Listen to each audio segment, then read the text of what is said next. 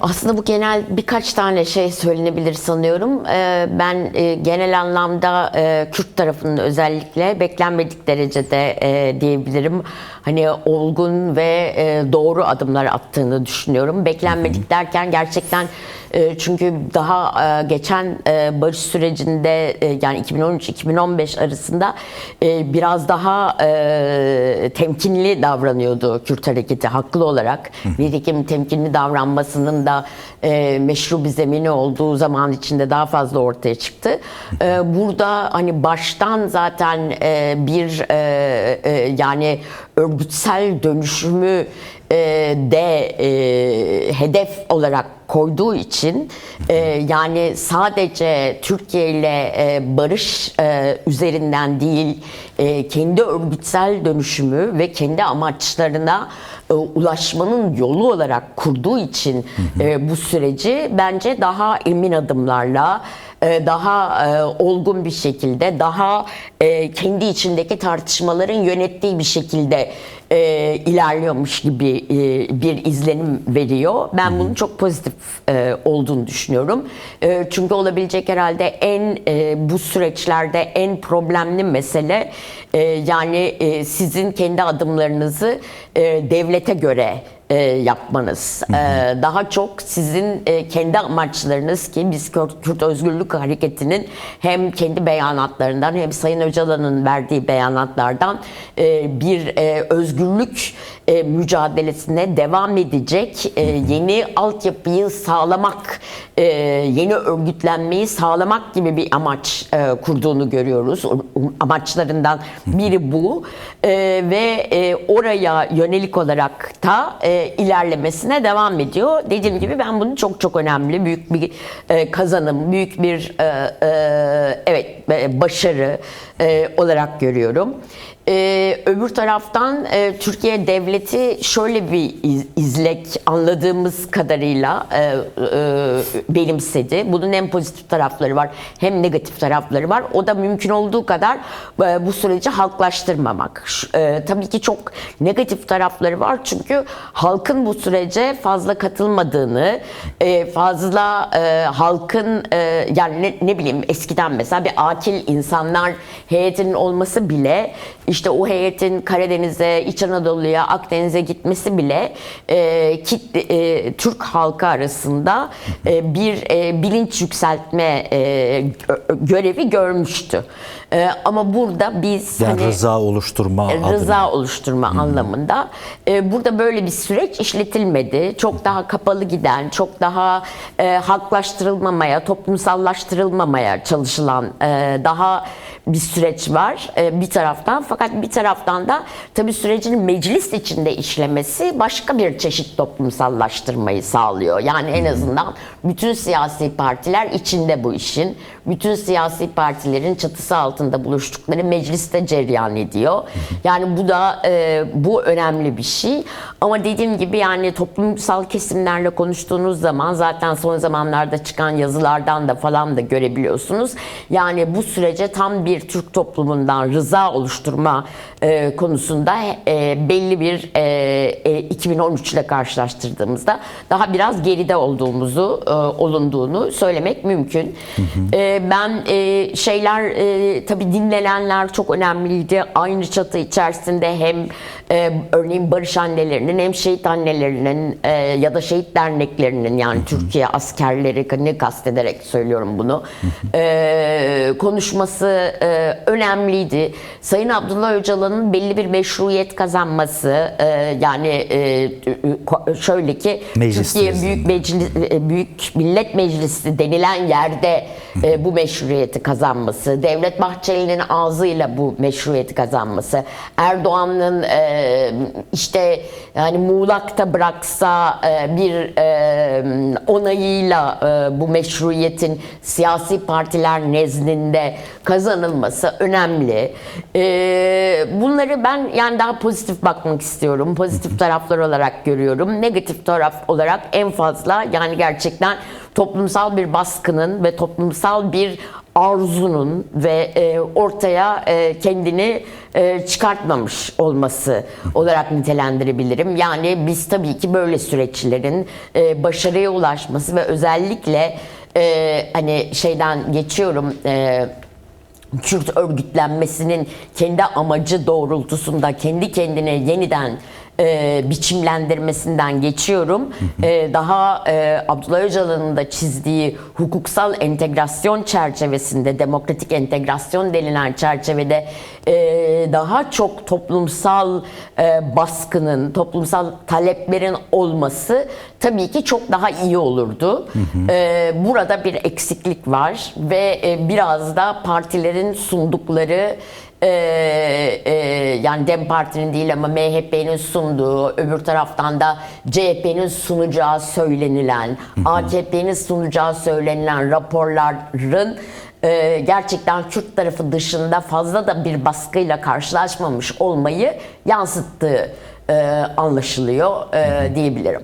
Şimdi tabii ki AKP, MHP yönetiminin toplumun hareketlenmesini istemediğini, toplumda muhalif alanların veyahut da diyalog alanlarının fazla genişlemesini tercih etmediğini bu dönemde biliyoruz. Yani zaten sonuçta bu süreç sürerken dahi AKP, MHP iktidarının toplum üzerindeki, halk üzerindeki baskısında bir azalma olmadığını biliyoruz.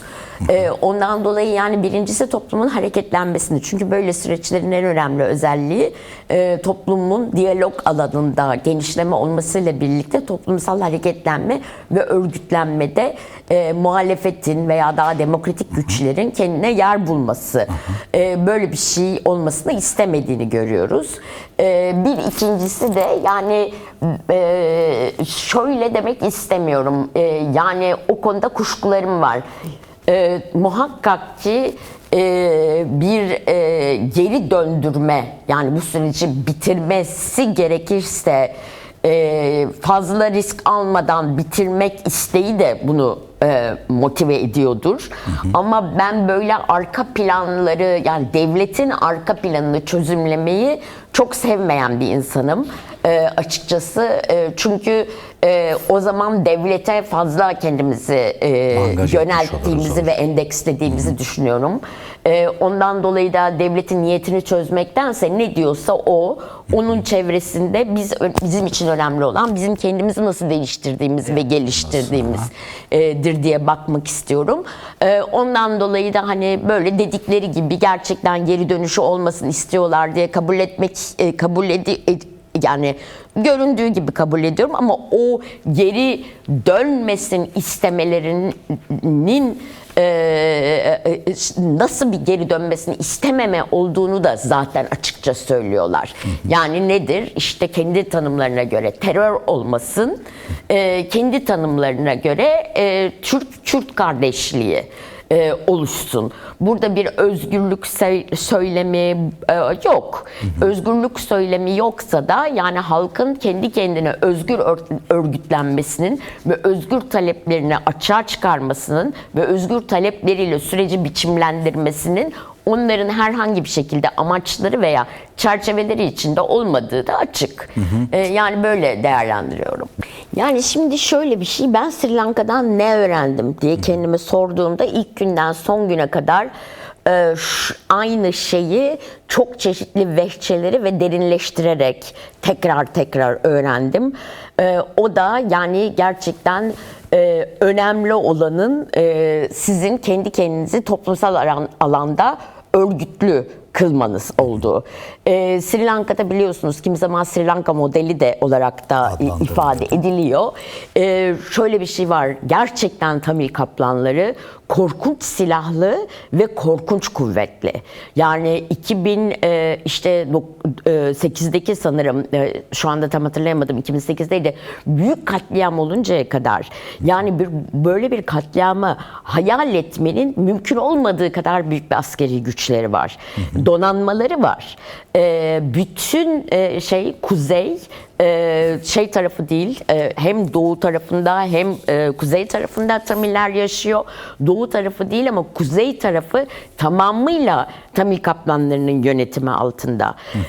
Fakat çok kısa bir dönem, kısa bir süre içerisinde devlet, Sri Lanka devleti Hindistan'la işbirliği yaparak, Amerika ile işbirliği yaparak ve bölgedeki bütün diğer devletlerle işbirliği yaparak 2002'deki dünya çapındaki işte bu teröre karşı savaş şeyinden, paradigmasından faydalanarak George W. Bush'un evet, büyük bir katliam yapıyor. Yani aynı aslında hani bu Filistin'de gördüğümüz gibi insanlara işte şuraya gelin, burası sağlam, buraya saldırmayacağız vesaire vesaire diye insanları bir sahile sürüyor ve burada 180'e bine yakın kişi, kaplanlar ve sivil halk yok ediliyor. Yani ve hani bunu anlatmak mümkün değil. Böyle hani şu andaki gittiğiniz düşünün, o kumların altında hala biraz kazıdığınız zaman kemikler çıkıyor. Yani çünkü kim belli değil. Aylarca, yıllarca kapalı tutuluyor o sahil. İnsanlar geri dönüyor. Yani gerçekten korkunç bir durum. Ve bu hakikatle yaşamak zorunda bırakılmış Tamil halkı. Fakat Tamil halkı çok büyük bir milliyetçiliğe savrulmuş. Yani hakikaten gerçekten çok koyu Tamil milliyetçileri, ama örgütsel anlamda o kadar büyük bir kayıp içerisindeler ki milliyetçilik sadece aslında bir şekilde Sri Lanka'ya entegre olmalarını sağlıyor. Yani inatla milliyetçi kalıp, inatla devleti, Sinhalalıları kötüleyip sözde gündelik hayat olarak düzene uymak zorundalar. Düzene kendilerini birey olarak veya aile olarak entegre etmek zorundalar. Alternatif hiçbir kurumsallıkları ve hiçbir örgütlenmeleri yok. Yani böyle bir durumdan ben daha önceden de 2013-2015'te de bütün dünyanın aslında dünyadaki barış süreçlerini incelediğim zaman Özgür Gündem'de bir yazı dizisi yazmıştım ve o yazı dizisinde de aynı şeyi söylemiştim. Önemli olan şey barış sürecine örgütlenmenizi, toplumsal örgütlenmenizi ve toplumsal özgürlük arayışınızı barış sürecinde bu yeni bir evredir diye anlamak. Yani barış bir amaç değil, bir fırsat. Ve oradan tabii ki ne kadar hukuki düzenleme olursa, ne kadar insan kendisinin gireceği, yani bir örgütsel anlamda gireceği riskleri azaltabilirse bu kadar iyi. Ama esas olan toplumsal örgütlenmenin yeni biçimde daha da yoğun bir şekilde kurulmasını ve devam etmesini sağlamak. Yoksa halkınızı gerçekten bir kimlik politikasına, yani ben Kürdüm, ezelden beri Kürdüm, ebediyete kadar Kürdüm. Evet tamam, ama Kürt olmak ne anlama geliyor? Nasıl bir örgütlenme, nasıl bir özgürlük arayışı? Bunun cevabının kaybolduğu bir göstermelik barışlar silsilesi oluyor. Bu bakın Sri Lanka'da işte şeyle oldu, soykırımla oldu. Güney Afrika'da sözde hukuksal düzenlemeyle oldu. İrlanda'da sözde parlamento üzerinden oldu. Ama zihniyetiniz o devletle mücadelenin kendisine esas amaç olarak alırsanız sonuç yenilgi veya zafer hep böyle oluyor. Onun yerine o devletle mücadeleyi bir fırsat, bir yeni dönem olarak görüp toplumsal örgütlenmeyi esas almak gerekiyor. Ben Sri Lanka'da tekrar bunu gördüm, bunu anladım ve Tamil halkının da bunu anladığını, daha fazla buna yöneldiğini şahitlik etmek ve bunun üzerinden de Kürt halkının özgürlük mücadelesini onlarla paylaşmak, onlardan öğrenmek beni çok zenginleştirdi diyebilirim. Mesela Kolombiya'yı örnek vereyim. Kolombiya'da biliyorsunuz yani aslında barış sürecini yürüten Petro, yani kendisi eski bir gerilla ve hani çok güvenilir olması gerekiyor vesaire. Gerçekten dünyanın belki de en ilerici anlaşmasıydı. Kolombiya'da ilk yapılan farklı anlaşma. Ne oldu? Farklılar geri döndü ve Kolombiya'da yani farklılar silah bıraktı. Silah bıraktıktan sonra suikast yapıldı onlara. 500 Yani 500 kişi öldürüldü. O yüzden bence devlete güvenilmez, devletle anlaşma yapılmaz. Bu hareket ve Sayın Öcalan bunu gayet iyi biliyor. Ama öz savunmayı ve dönüşümü örgütsel olduğu kadar o örgütsel dönüşümü en azından bir hukuksal zemine kavuşturmak için de büyük bir mücadele verdiklerini ve o mücadelenin desteklenmesi gerektiğini anlıyoruz. Yani Sri Lanka'da Tamillerin belli bir özerkliği olmasına dair aslında hukuki zemin var. Ve çok uzun yıllardan beri var. Ama kesinlikle işletilmiyor. Çünkü yani çeşitli bahaneler bulunuyor ve işletilmiyor. Ama Tamillerin kendi bölgesel seçimlerinden yani Tamil partilerinin hani şöyle söyleyeyim, Tamiller tabii ki meclise katılıyor filan falan ama kendi kendilerini yönetmelerine dair bir hukuki zemin olmasına rağmen bu hiçbir şekilde işletilmiyor ve böyle bir şey yok.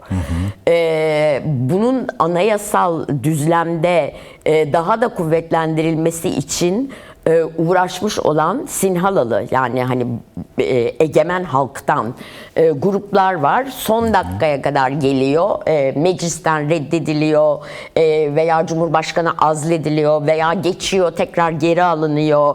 Yani bir şekilde işletilmiyor. Evet. Ondan dolayı yani burada tabii Tamil tarafının da hataları var. Yok değil. Yani Tamil tarafı da çok uzun süre ayrı bir devlet dışındaki bir seçeneğe razı gelmiyor. Çünkü gerçekten silahsal açıdan çok güçlüler. Ama yani hukuksal zeminin yetmediğini görüyorsunuz. Ve o hukuksal zeminde çok kolay askıya alınabiliyor. Onu da biliyoruz. Hele bugünkü dünyada Amerika bile kendi hukuksal zeminini sürekli artık bir kararnameyle, bir imzayla. Evet, İngiltere aynı şeyi yapıyor. Yani sözde hani bu artık liberal hukukları oturmuştur dediğimiz ülkeler bile bunu yapıyor. Ama işte bunu yapsa bile işlevsiz kılacak olan halk örgütlenmesi. Ve sadece Kürdistan'daki halk örgütlenmesi değil, tabii ki aynı zamanda Türkiye'deki muhalif halk örgütlenmesi. Ben Sayın Öcalan'ın bunu önünü açacak o arayışlar içerisinde olduğunu düşünüyorum, anlıyorum. Bunların da en önemli 2 tane şey var. Belki bilmiyorum yani tepki de çeker mi söyleyeceğim. Hani bana göre 2 tane şey en önemli. Çünkü gördüğüm kadarıyla sizin dosyanızda belki bilmiyorum çelişiyor muyuz?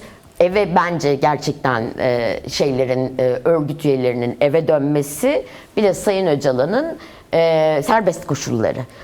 Yani ben bu ikisinin en olmazsa olmaz esas koşullar olduğunu, anayasal dönüşümün vesaire tabii ki üzerinde mücadele edilmesi gereken ama ileriye de bırakabilecek şeyler olduğunu düşünüyorum. Ama bu ikisi çok çok önemli geliyor bana ve esas mesele gibi geliyor. Türkiye'ye özgü değil, yani soldaki gördüğümüz aslında tepkiler dünyada birazcık solun çıkmazda olmasıyla ilgili. Ama yani düşünün mesela CHP ve Türkiye'deki bütün sol oluşumlar, kendini sol olarak tanımlayan oluşumlar, her gün sabahtan akşama kadar sosyalizm Sayın Öcalan'ın dediği midir değil midir mi? Yoksa işte şey midir, söyleyin, Kürtler kandırılıyor mu kandırılmıyor mu? AKP ile barış olur mu olmaz mı? Bunlar üzerine laf üreteceklerine barış sırasında eğer Yani onların barıştan beklentileri nedir? Onların barıştan talebi nedir? Bu mücadele tarihi nasıl bir mücadele tarihidir? O mücadele tarihinde onlar nerede durdular? Yani anlatabiliyor muyum? Çok daha hevesli, çok daha olumlu, olumlu eleştirel, heyecanlı, yapıcı ama heyecanlı aynı zamanda, maneviyatı yüksek, bir şekilde angaja olsalardı bu duruma. Kadınlar işte böyle ne bileyim beyazlar giyip sokaklara çıksalardı, rozetler taksalardı atıyorum. Yani böyle bir umutlu, güzel bir maneviyat üreten bir şey olsaydı Türkiye'de, moralimiz de, motivasyonumuz da, örgütlenmemiz de, Sayın Öcalan'ın eli de çok çok daha güçlü olurdu yani. Olsaydı diyorsunuz, hani olmadığı için öyle diyorsunuz da olma ihtimali de var tabii ki, kuşkusuz değil mi? Evet ama bunun için yani bilmiyorum neler yapıyor arkadaşlar ama çok daha mücadele etmek lazım. Yani gerçekten oturup sendikalara, kadın hareketlerine sıra sende demek lazım. Sıra sizde. Yani anlatabiliyor muyum? Bazen arkadaş olmak, bazen yoldaş olmak, yani birbirini anlamanın ötesinde birbirinden beklentini de çok açıkça ortaya koymak demek. Yani biz bugün artık Türkiye kadın hareketlerinden, Türkiye sendikalarından, Türkiye'nin bütün kendini muhalif olarak tanımlayanlarından, CHP'sinden, beklentilerimiz var. Hepsinden beklentimiz var. Yani bunun açıkça ortaya konulması ve ne kadar hayal kırıklığı içinde olduğumuz, ne kadar üzüldüğümüzün her ağızdan belki söylenmesi gerekiyor. Ben kendi adıma tabii ki kadın hareketinin yaşadığı zorlukları biliyorum. Ama kadın hareketi neden şu anda çok büyük bir barış mitingi yapmıyor? Yani ne olursa olsun biraz yoldaşlarıma yani serzenişte bulunuyorum. Öyle düşünüyorum. Belki de Batı emperyalizminin en büyük başarısı bizim yani bütün Güney ülkelerini ve bütün 3. Dünya ülkelerini kendi sorunlarının içine kapatmış olması. Yani küresel Güney yani bas. Evet, küresel siyasi olarak Güney. Anladım. Yani işte Kolombiya kendi derdiyle meşgul, ben kendi derdimle, Sri Lanka kendi derdiyle meşgul. İşte Sri Lanka'da, Bangladeş'te devrim oluyor, hükümetler düşüyor. Hiç kimse Orta Doğu'da da hükümetler düşmüştü, bak ne olmuştu diye bakmıyor. Çünkü orası o bölge, burası bu bölge. Birbirimize baksak gerçekten bu tür bence gündelik işleri bir yana bırakırız. Çünkü dünya korkunç büyük bir savaş ve korkunç büyük bir mücadele içinde. Her yerde aynı şeyler oluyor ama her yerde inanılmaz umut tomurcukları var. Mücadele var. Evet, inanılmaz büyük kadın mücadeleleri var. Yani korkunç şartlarda yürütülen ekolojik mücadeleler var. Yerli halklar, devletsiz halklar, inanılmaz büyük mücadeleler var. Gerçekten de büyük bedeller ödüyor bu insanlar. Yani Tamiller işte o kadar ölmüşler, hala adamlar işte şimdi de altında, sel altında kaldılar, 1000 kişi öldü. Evet. Ondan sonra önce tsunami vardı, 100 bin kişi öldü.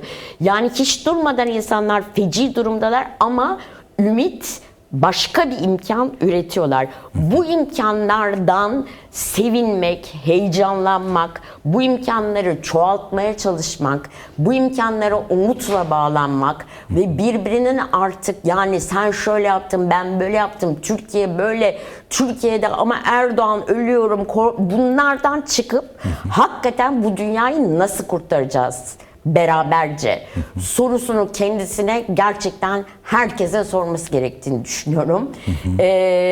Yani bence böyle bir dönemdeyiz.